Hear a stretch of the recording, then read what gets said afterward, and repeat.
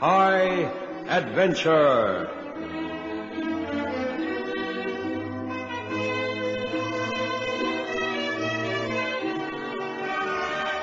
In tonight's story, Wings of Gold, Ron Evans brings us a drama set high above the jungles of South America.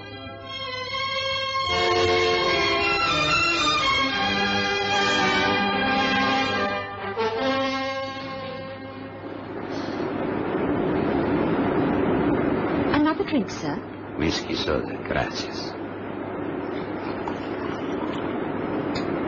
Will that be all, sir?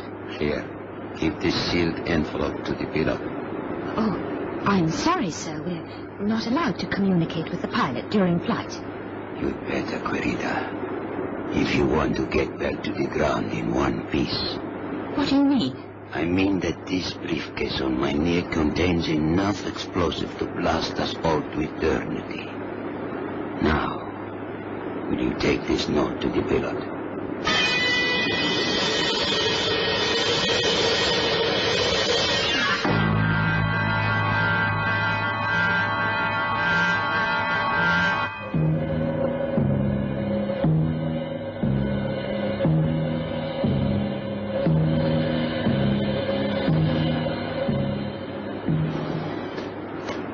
Excuse me, Captain Summers. Yeah, what is it, Wendy? There's a nut among the passengers. He looks like a Peruvian or Chilean. Well, most of them are. No, I mean he wants to hijack the plane, I think. You think? Well, he says he's got a bomb in his briefcase. Keep calm, dear. Did you point out that he'll blow himself up along with it? Oh, no, but he gave me this note. You read it, Reg. It doesn't say what he wants or anything. We're to keep on course and await his instructions. I see. Okay, I'd better call Caracas and tip him off. Yeah, San Diego, too. What should I do? You carry on as though nothing's happened. We'll deal with it from here. Well, he'll either want to come up here or he'll give you another message. Look, there's nothing to panic about at this stage. In the meantime, just ignore him. Oh, it's not going to be easy. Right, so it'll keep Wendy cool. But what are we going to do? We'll keep on course, as he says, and just wait. I want to know what he's up to. Well, I'm going off to see what this blighter looks like. You don't mind? No, help yourself, Reg. Just don't make it too damned obvious. I was a passenger on that fated plane. It was Flight 141 of Caravel Airways en route from Caracas to Santiago in Chile. The date, August 8th, 1961. In those days, a plane hijack was a rarity and not taken as seriously as they were a decade later. Up to the time when Reg Howard, the co-pilot, passed down the aisle between the seats, none of the passengers was aware of anything amiss. It was a small plane carrying 33 passengers, mostly businessmen and their families. The space between the seats was very narrow. A note passed between Wendy Lamont, the air hostess, and Reg, as she pinpointed the man with the briefcase. As he passed the would-be hijacker, Reg was walking sideways, his back to him. But as he came level, he swung about with a quick movement. Hit the man on the head. The man groaned and fell forward unconscious. Some of the passengers stood up in alarm. Please, everybody remain calm. Now, this man tried to cause trouble, but it's all right now. Now, Wendy, help me to carry him out to the baggage compartment. No, let me search him first for a weapon. You, sir. Can I be of assistance? Would you go aft and open the rear door? You'll see some lengths of rope hanging from a hook. Now, will you bring it so I can tie this fellow up? I quickly got the rope and helped the co-pilot to tie the man securely. The still unconscious figure was then dumped in the aft baggage compartment. The excitement was over, or so we thought. The emergency's over. I swatted him like a fly. Yeah, so Wendy's just told me. Quite the conquering hero, huh? I was a paratrooper during the war. What about the guy's explosive briefcase? It's an amateurish attempt, I must say. 4 hand grenades wired up into a booby. How do you know that? I defused it. There's nothing to worry about now. Oh, boy, I'm glad of that. Here, I want you to take the controls for a spell. Okay. I've been wondering, is there anything special about this flight that I should know? Special? Well, an important passenger, for instance. Oh, all ordinary people as far as I know. And cargo? Oh, just mail and a few boxes of general goods. I checked them on board myself. Why all the questions, anyway? I'm just puzzled why that fellow did what he did. Yeah, I was curious about that myself. Don't you remember me telling you to do nothing until we know? And there you go and knock him cold. Well, he'll be coming too soon.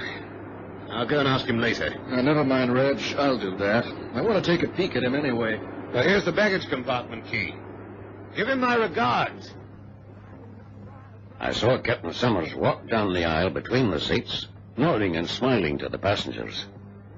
He unlocked the baggage room door and entered, closing it behind him.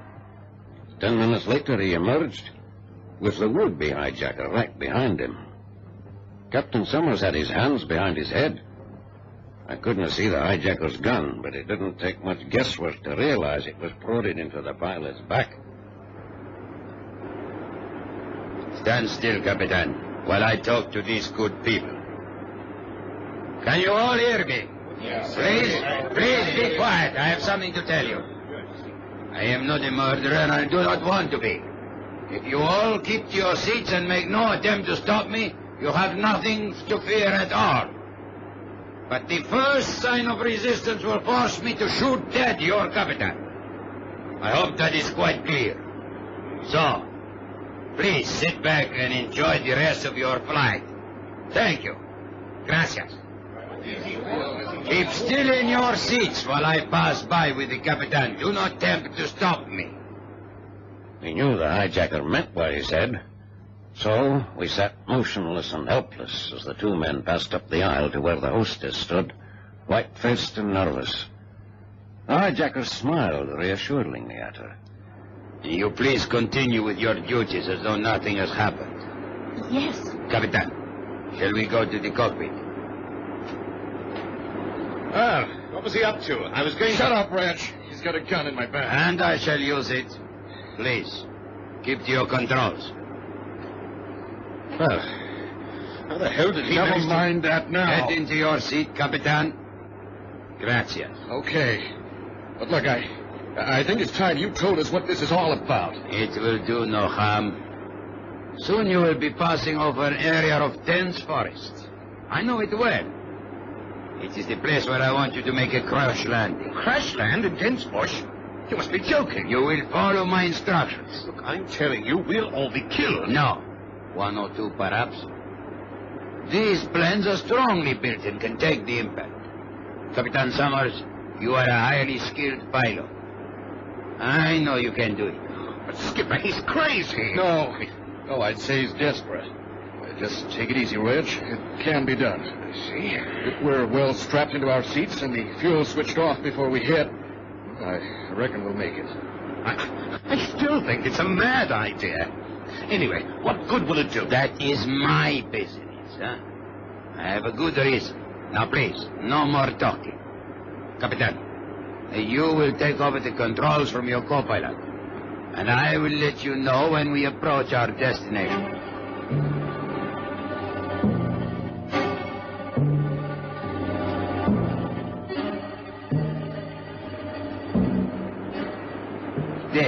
There, on this chart, you see? Where the river bends, just beyond, huh? You see this triangle? Yeah. The plane must land right in the center. So. Okay. It'll be easy to find. You won't even have to change course. Reduce altitude when you see the river bend. Assuming we come out of this alive, what is going to happen to the passengers? I shall put your radio out of service before we land, of course, so you will not be able to signal for help. I see. But if you study this chart carefully, you will see a trading settlement. Here, about 50 miles to the east. 2 or 3 days' walk if you follow the river. The riverboat calls in at the settlement every weekend. No doubt it will be big enough to carry you all down the river to Caliento, huh? So you've got it all worked out, eh? Very well worked out, senor. Hey, look, I can see the river now. Ah, bueno, please. Please reduce your altitude to 3,000 feet. I think that if the passengers had realized what was about to happen, there would have been a full-scale panic. But from my seat, I could see we were losing altitude, a fact which increased my anxiety. However, not knowing the route, I thought that perhaps we were going to land at a small airport, especially when the hostess announced. Will passengers please extinguish their cigarettes and fasten their seatbelts? Thank you. Ain't that strange? We must be going to land. I can't see anything ahead. It must be a very small airport. A safe place for that hijacker to make his getaway, I suppose. That's odd. The engines have cut out. I wonder. There was little time left to wonder. Before I was trying to panic, trees appeared close under the wing, and then...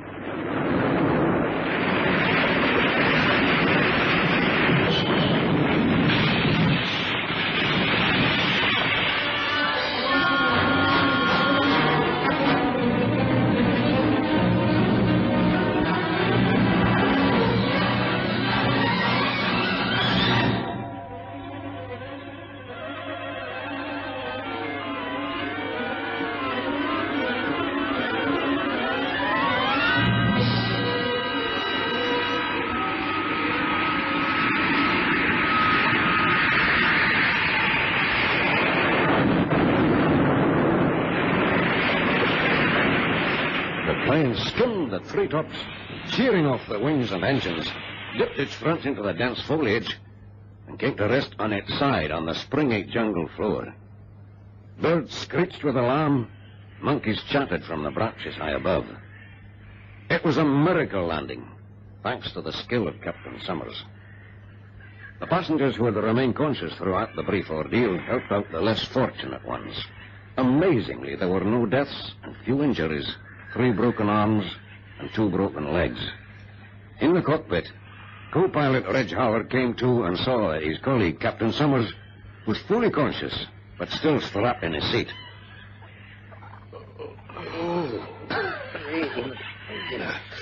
My head feels like it's about to fall off. You all right? Yeah, sure. I'm okay. Where's our friend with the gun? Made himself scarce. I blacked out when we hit, and he was gone when I came round. Are you all right in there? Hi, Wendy. You're smiling, I see. Oh, smiling with relief. Hey, have you seen anything of the guy who made us land here? Oh, no, I've been busy helping the passengers. What happened to him? Well, he scooted before the skipper and I came to. How bad is it back there? Well, here's a surprise. It's not too bad at all. 3 or 4 broken limbs and dozens of bruises. One passenger is a doctor, Dr. Carrillo. He's tending to them. Well, just as soon as he's finished patching him up, we'd better make some stretches. We've got one hell of a long walk ahead of us.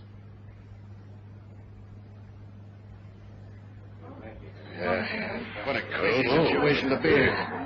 Well, did you find anything of use in the baggage compartment, Reg? Well, there's 3 rifles and 10 boxes of ammo. At least we won't go hungry. Oh, yeah, I know about them. You can leave them behind, Reg. What? The Wendy's got plenty of food to last us through the trip. But we'll need them, Skipper. This is pretty rough country. They don't belong to us. What kind of logic is that? Here we are, stranded in the Venezuelan jungle, and you're worried about the ownership of 3 rifles? Look, we're going to need those. Oh, do as you like, then. It's just that we've got enough to carry. You know, I've got a good mind to track down that bleeding hijacker before we leave. We can't be far away. This is no time for vendettas, Reg. We've got enough to worry about. Besides that, the sooner we start out, the better. I've organized the able-bodied men. They know what to do on the march. At the moment, they're cutting up 3 branches and fashioning weapons. In this part of the world, that might prove necessary. Talking about weapons, here. You can take this other rifle. And here's 3 boxes of ammo to go with it. Good, laddie. That's just what we need. How long before we're ready to leave? 10, 15 minutes. The stretchers and food carriers are ready. We've made up a rota for turns on the cartage. You're quite an organizer, huh, Mr. McLeod? Ex-colonel of the Black Watch, you know. Spot of discipline and organization, and we can all walk the way down to Santiago. Yeah. Well, I'm in no mind to try that. The river settlement's far enough. All is ready now? Good. You hear that, Captain Summers? We're ready to go when you are.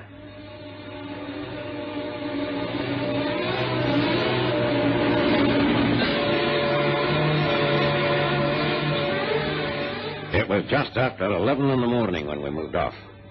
The able-bodied men took the lead and the rear of the column.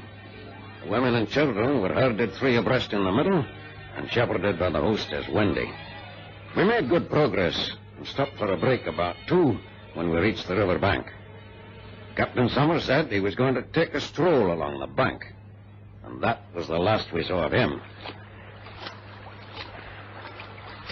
Well, have any luck, Tom? No, nothing, I'm afraid. We went about a mile up that way and shouted our heads off. He must have heard us if he's still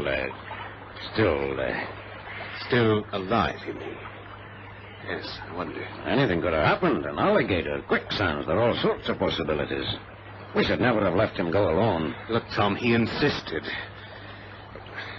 Just sit down a minute, Tom. I want to get a few thoughts straight. We'll have to start pushing on soon, with or without Captain Summers. You know, something stinks to high heaven. I beg your pardon?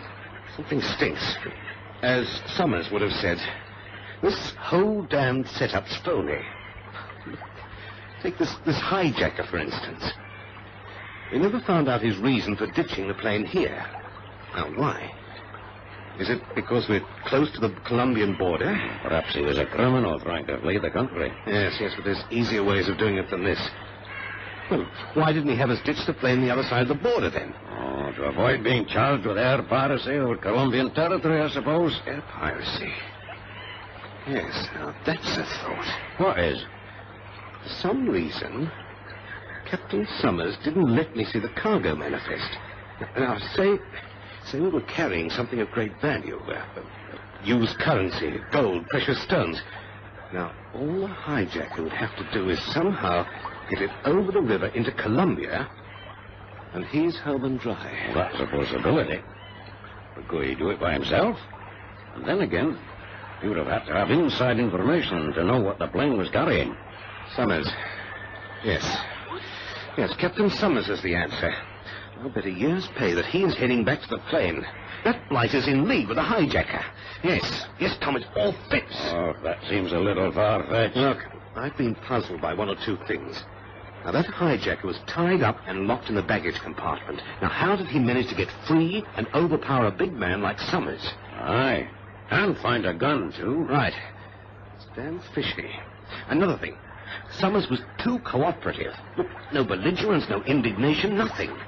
It's just not like him. It's out of character. Then, after we crashed, he didn't want us to take the guns along. Why? Because either he needed them, or he didn't want us to be armed, just in case we stumbled to his game. By Jove, laddie, I think you're right. And when I wanted to try and hunt down this hijacker chap, he stopped me. He said we had enough to worry about. Yes, it all adds up to the one thing. Except for...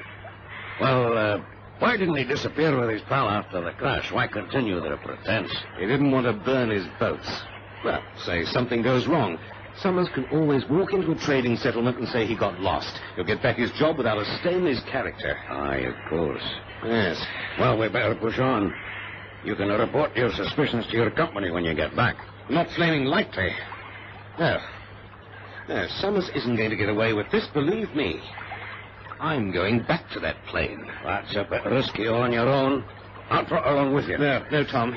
You better stay with the passengers. Nonsense. We're at the river now. All they have to do is to follow it. That's no problem at all. Anyway, if we're quick, we can nip back to the plane, do what we have to, and catch up with the others before they reach the settlement. I found Clancy, Rodriguez, and Cerizzo to be excellent men and capable of leading the column. All right, you win. You go and organize them, and I'll wait here for you.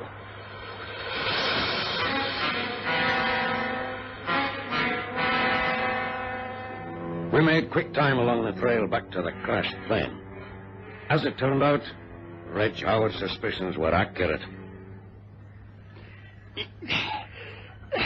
The impact has made it very hard to open. Yeah, that's right. I was trying before you came back. See, it is bent. Yeah. Here, use this broken branch as a lever. It's coming. Bueno. Yeah, that's it. There. You see those wooden boxes? Get inside and push them out to me. 6 of them? Yeah, that's right. and each weighing 100 pounds. $250,000 in gold, my friend. We can retire in luxury. Yeah. Hey, it's 5 o'clock. It'll be dark in another 90 minutes. What time did you tell them to pick us up? Any moment now. We will be safely over the border before sundown. Good. How much are you paying for the helicopter? 1,000 American dollars and no questions asked. He'll take us all the way to Moronoro. That's great. Just as long as no one gets wind of what's in these boxes. Not yet, anyway. What? Keep your voice down. What's the matter? There is someone over there. I saw a reflection. Oh, forget it. It's your nerves, Raoul. Relax and Both of you. Put up your hands and stand clear of the plane. What the... Quick, your gun. It is your friend, the co-pilot. Hey, he's somewhere over there in the trees. Keep your head down and wait for him to shoot again. But once we've pinpointed his position, just blast away. Unfortunately, Ridgehauer's warning shot had the opposite effect to what he intended. Instead of surrendering, Summers and his ally grabbed their weapons and ducked under the fuselage. We waited, hoping they would make the next move. Now, if you can wait here and cover me, I'll work my way round to their rear. It might be better if we waited a while longer. There's a chance we might talk them into something. What's that noise? What? Did you hear it, eh? It's a plane of some description. Perhaps it's a search plane. Can't see anything from here, but... No, it's no ordinary plane. That swishing noise. It's a helicopter. A helicopter? In this part of the world? I'm right. There it is. It's going to land in the clearing. Yes, it's from over the border. You see the Colombian military insignia? Aye, I do. I'll be damned. So that's how they're planning to get their loot away. You can't very well shoot up a Colombian aircraft without proof that it's acting illegally. It's landing illegally in Venezuela, right? It might be a rescue craft. We don't know, do we? Perhaps the plane was seen to crash here. Yes, it could be right, but... Anyway, let's just see what happens. We saw the helicopter hover over the wreckage and then come to land in the clearing. A man in military uniform climbed out. And Summers and his colleague ran towards him, each staggering under the weight of the heavy box. Summers passed his burden to the newcomer and ran back for another. And then we knew for sure that this was no rescue operation.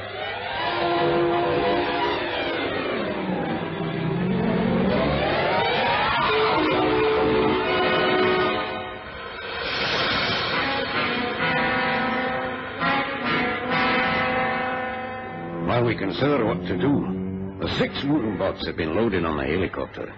The pilot took his place behind the controls, and the other 2 slipped in beside him. Look, it's not too late to pick them off. We'll be doing the right thing, though. Yes. Just think back to this morning. We could have had all been killed. They were willing to kill us to satisfy their own greed. Now, isn't that right? Women, kids, the whole damn lot of us. Very well, so you found justification. But it's too late, they're off. But not clear. No, aim with me. See that rounded shape just behind the fuselage insignia? Aye. That's the fuel tank. Right. Are you ready? Right, that's... Pump the shots in. Now!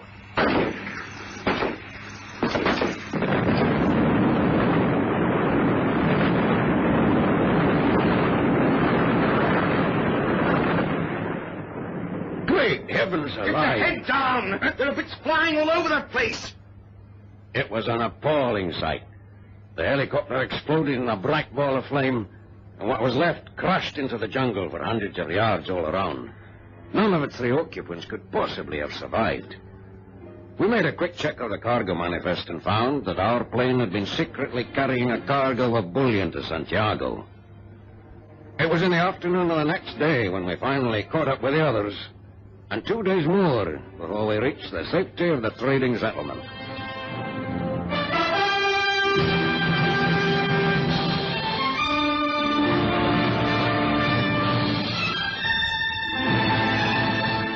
High Adventure is produced by Anne Freed and directed by Henry Duffenthal.